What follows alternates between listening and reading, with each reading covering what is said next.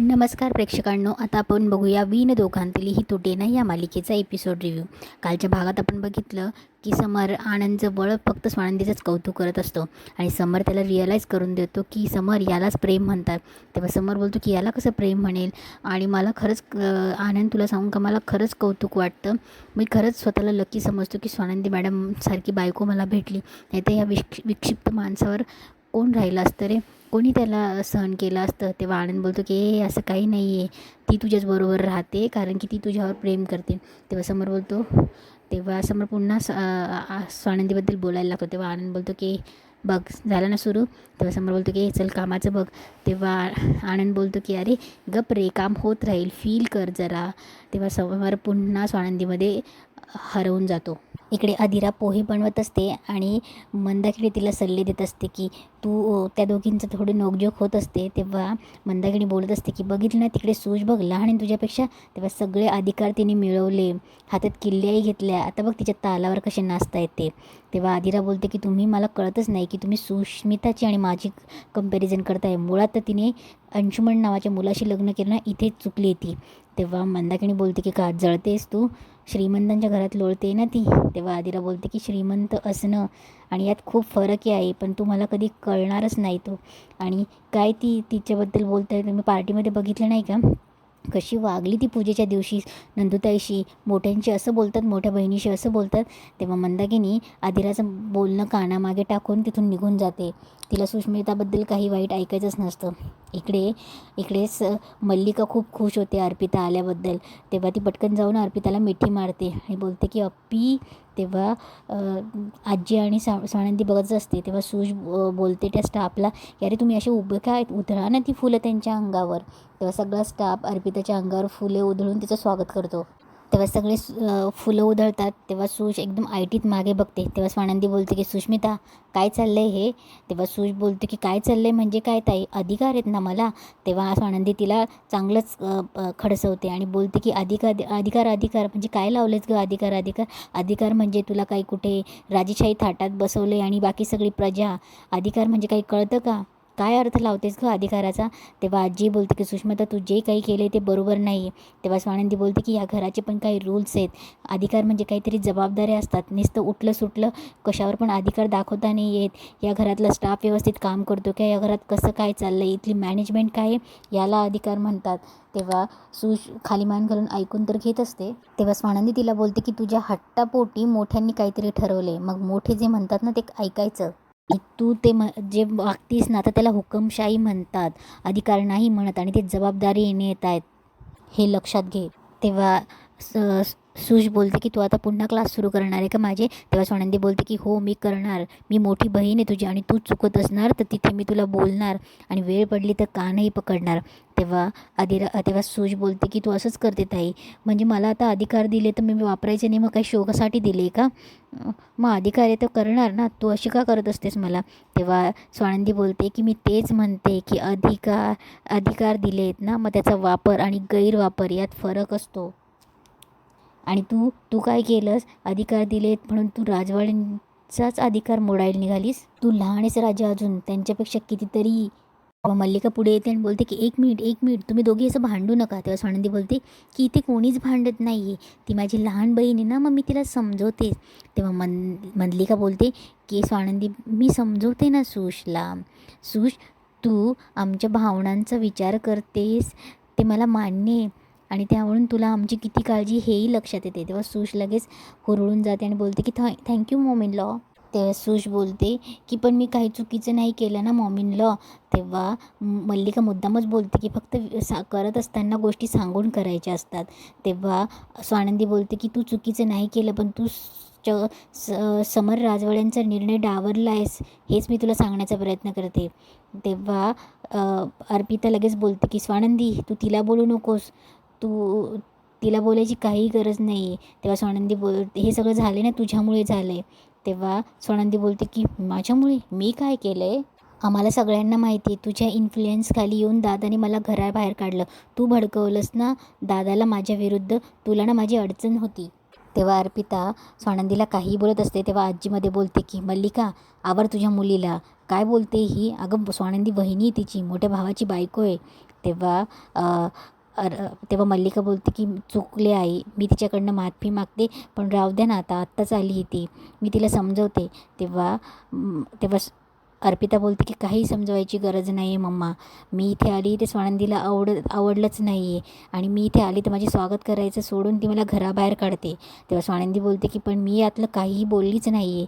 तेव्हा अर्पिता बोलते की पण अर्थ तर तोच होतो ना, सूसने माझ्यासाठी स्टँड घेतला ते तुला आवडलेलं नाही आहे, तू तिला एवढं बोलती आहेस म्हणजे याचा अर्थ तोच होता ना.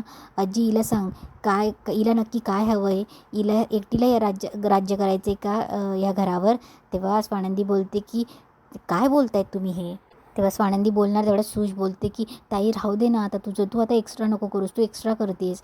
तेव्हा सूज स्टाफला आवाज देते आणि बोलते की नॅरी दादा प्लीज अर्पिताताईंची बॅग घ्या आणि तिच्या रूममध्ये ठेवा. तेव्हा बॅग घेऊन तो जायला लागतो. तेव्हा स्वानंदी बोलते की कोणी कुठेही जायचं नाही आहे. इकडे मंदाकिनीची बडबड चालूच असते की आदिरा एक गोष्ट तुला सांगते, सुष्मिता ही संस्कारी मुलगी आहे आणि तिला कळतं की तिच्या घरच्यांना कसं खुश ठेवायचं ते, कारण की तिच्यावर संस्कार मी केले.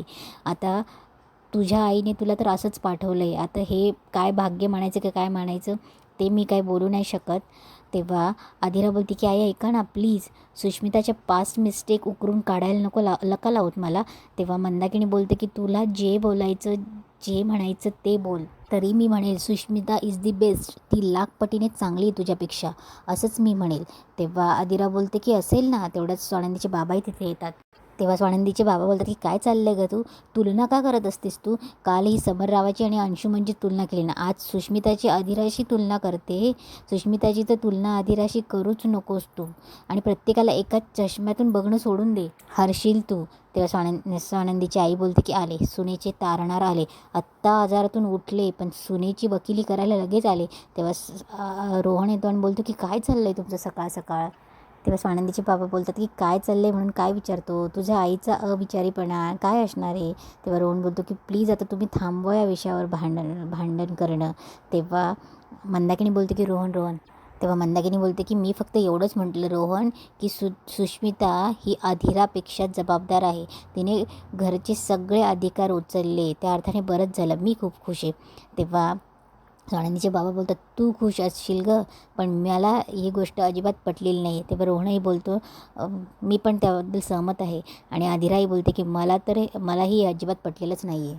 तेव्हा मंदाकिनी बोलते की सुष्मिताबद्दल तुम्ही दोघांनी काही बोलायचं नाही, काय खपतं तुम्हाला, काय खपतं, तिने एवढी जबाबदारी घेतली, तिच्यापेक्षा अर्धी ही जबाबदारी आदिराने घेतली असती ना तर मी तीर्थयात्रेला जायला मोकळी झाली असती, पण नाही ना. तेव्हा स्वानंदीचे बाबा बोलतात की तुला तीर्थयात्रेला जायचं आहे. तेव्हा मंदाकिनी बोलते की हो. तेव्हा स्वानंदीचे बाबा बोलतात की जा ना मग, आजच जा, पण माझ्या सुनेवर बोट उचलायचा नाही. तेव्हा स्वानंदीचे बाबा बोलतात की नाही, राहिली गोष्ट सुष्मिताची, तिने स्वानंदीबरोबर राहून व्यवस्थित एकमेकींसोबत ॲडजस्ट केलं असतं, स्वानंदीकडनं 4 गोष्टी शिकून घेतल्या असत्या तर त्याला खरं म्हटलं असतं, पण तिला अधिकार घेतले नाही तिने याला ओरबाडून घेणं म्हणतात. तेव्हा मंदाकिनी बोलते की हां आली ना, पोटातली गोष्ट कशी बाहेर आली ना, आत्ता खरी गोष्ट बाहेर आली, तुमच्या मुलीकडनं अधिकार काढून घेतले ना, हे खूपतंय तुम्हाला. इकडे सुष्मिता बोलते की तू का अशी करत असते का ताई, नेहमी बोलत असते. तेव्हा स्वानंदी बोलते की 1 मिनिट, आवाज खाली, तुझ्याकडे जे अधिकार दिलेत ना ते राजवाड्यांनी दिले ना, आणि तू त्यांची गोष्ट डावलू शकत नाही. ज्या अर्थाने तुझ्याकडे अधिकार दिलेत ना ते काढून घ्यायला 1 मिनिटही लागणार नाही. तेव्हा मंदाकिनी बोलते की स्वानंदी अगं तू तरी शांत हो, तेव्हा मल्लिका बोलते की स्वानंदी अगं तू तरी शांत हो, लहान आहे ती. तेव्हा आजी बोलते की लहानाने लहानासारखं वागायला नको. तेव्हा मल्लिका पुन्हा बोलते की हां ते बरोबरच आहे, समोरचा निर्णय तो फायनल आहे, पण ती आत्ताच आली, तिला आल्या पावली परत पाठवायचं का. तेव्हा स्वानंदी बोलते की अर्पिताताईंनी कोणीही असं दारातून निघून जा असं सांगत नाही काकू, जोपर्यंत राजवाडे म्हणत नाही तोपर्यंत ही अशी महिनाभराची बॅग घेऊन इथे राहायला येऊ शकत नाही, एवढंच म्हणणं आहे माझं. तेव्हा सुश बोलते की तू ना ताई खूप चेंज झाली, खूप क्रुएल वागायला लागली, तू इतकं कसं हर्ट करू शकतेस तू लोकांना. उद्या जर का तू आपल्या माहेरी गेलीस आणि आदिराने तुला घरात घेतलंच नाही, दारातच थांबवलं तर तुला कसं वाटेल. तेव्हा स्वानंदी बोलते की कसं आहे ना बाळा, उद्या जर मी माझ्या माहेरी गेली, माहेरच्या गोष्टींमध्ये ढवळाढवळ करायला लागली, अक्कल पाजळायला लागली, माझ्यापेक्षा मोठा कर्तृत्वान भाऊ आहे, त्या भावाला जर का उलटं सुलटं वाटेल ते ऐकवायला लागले तर अधिराने सुद्धा तेच करावं जे मी करते. मुळात ते आयुष्य सोडून जर दुसऱ्यांच्या आयुष्यात ढवळाढवळ करायला लागले, त्यामुळे हो जर मी उद्या अशी वागायला लागली तर अधिराने मला थांबवायला पाहिजे, कारण ती त्या घरात तिचं माहेर सोडून आली की नाही, आपल्या घरात आली ती, आणि तिथे सगळं ती ॲडजस्ट करते आहे. आणि मग आता त्यात तिच्या हक्काच्या घरी जाऊन मी तिथे गेले आणि माझी मनमाणी करायला लागली. तर त्या बिचाऱ्याने कुठे जायचं सांग बरं मला. सुश लगेच पिघळून जाते आणि होला होकार देत असते. मल्लिका आणि अर्पिताचा पारा त्यांच्यात राग नाकावर चढतच असतो. तेव्हा स्वानंदी अजून टोमणा मारते आणि अर्थात मी असं काही नाही करणार अगं. अर्पिताकडे बघते आणि बोलते की कारण मला माझ्या जबाबदाऱ्या माहिती आहेत आणि अर्थात या घरातली माणसंही चांगली आहेत. आणि मुळात सुश, आपण ज्या घरात जातो ना सासरी, ती माणसं आपल्याला समजून घेत असतील. आपला नवरा खूप अंडरस्टँडिंग असेल, आपल्या अपरोक्ष काहीही कंप्लेंट करत नसताना आपल्या बाळाला सांभाळत असेल. इतकं चांगलं अंडरस्टँडिंग सासर असताना मुलीने असं माहेर येऊन महिनाभर माहेरी येऊन राहणं चुकीचं असतं अगं. आज कसं तू इतक्या जबाबदारीने वागतेस की नाही हे घर तुझं समजून.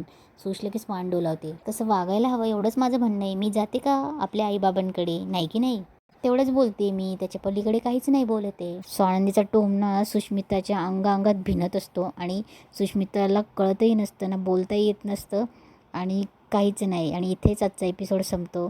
तर मग मंडळी, अशाच नवनवीन अपडेटसाठी या चॅनलला नक्की सबस्क्राईब करा. धन्यवाद.